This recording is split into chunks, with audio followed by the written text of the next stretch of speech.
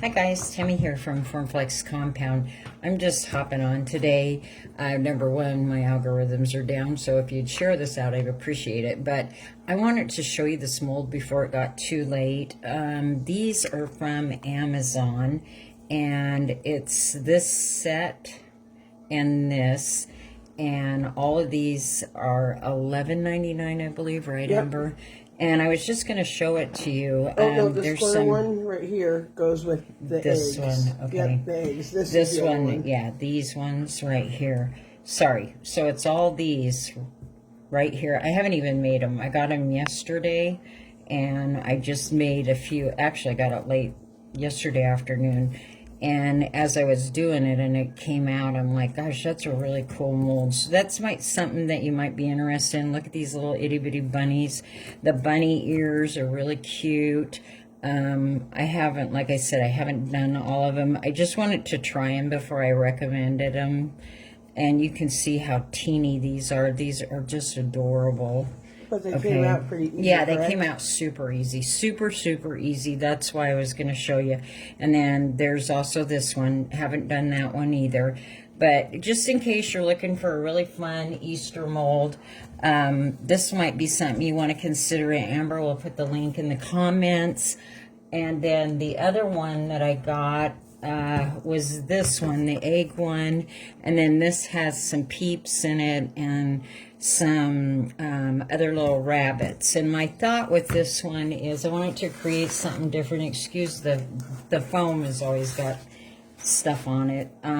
But I wanted to show you, I was going to create an Easter tree, and I used some of the peeps, and I'll be putting that fake grass in between here. Just something really different, using the urn, which is a LeBlanc mold, part of IOD, or This bunny ear Rita. mold too. It comes in the set. Yeah, this one right here, and I thought that would be kind of cute on the bird. And these are just pieces of the redesigned bird mold. I think there's 3 or 4 in a line, and I just take and do pieces of them. The little chick and the nest is a redesign, but here's the eggs, and I'll put Celsius grass in between there, and then the little chicks too, the little peeps, and that's in this mold. That's the reason I'm showing you this. And these eggs, I mean, I got tons of eggs, and I made them so fast. So I'm going to show you, I get a lot of people that ask me, you guys, best use of our product is what we suggest on the product. And that would be that you put it in the freezer and you let it... See how easy it comes out? Yeah, you let it take and freeze, only because you won't mess up any of the detail in the mold. That doesn't mean that you can't use it any other way. Not putting it in the freezer is not going to affect your Formflex, okay? So yeah, if they come out, you can just, it's best use of product, okay? And some molds you can get out super easy. Castings pop right out of them. Other ones are more difficult. You can't. The only thing I will say is that just be sure that you use some good amount of cornstarch. And there's a lot of small castings, you know, like these eggs. Doesn't get much simpler than that. Still do them the same way. Just don't have to put them in the freezer if you don't want to, and they'll come right out. So actually, it's no different than any other air dry clay if you want it to do it that way. Like these, I'm making, what I like to do, I'm just going to show you this only because I'm making a bunch of these for that cross that I was working on. I showed you. I am making these, and when I'm taking them out, I'm bending them up because I want 3D. This is going to go on that one cross here, this mold right here, okay? And it's going to go on the base that I was working on. So what I do with this, you guys, is I will just take some Formflex and just, again, make sure that your I think I already cornstarched that. I'll probably have cornstarch way too much now. But you can just tap it, okay? And just go ahead, put it in there, okay? Always make sure that you keep your knife clean. That's the main thing about it. If your knife's not clean, you could have issues. Then go ahead and pull it out like so. And then I'm actually kind of squishing them up. And some I set with popsicle sticks. I had like a line with popsicle sticks. But the other thing that you can do is you can roll up foil and then bend them up as much as you want to push them up. Because when I glue these down, you know, I'm all about layering. Everything is layered on top of each other. So that's why I like to bend a lot of my stuff and give it that 3D look and just kind of let it dry like that. But it's real easy. I do it all the time with all the flowers, okay? So just make crunch up some aluminum foil. Use whatever you have.